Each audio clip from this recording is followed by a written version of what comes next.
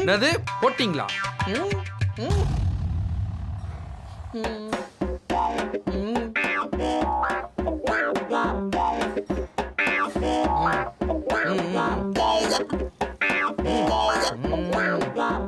என்னண்ணா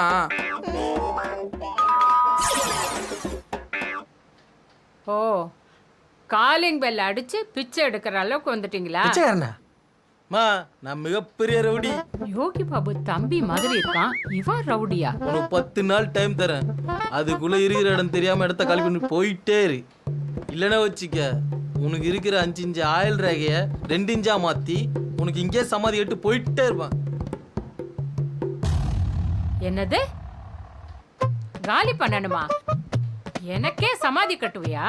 யார வீட்டுல வந்து யார காலி பண்ண சொல்ற? கொரில்லா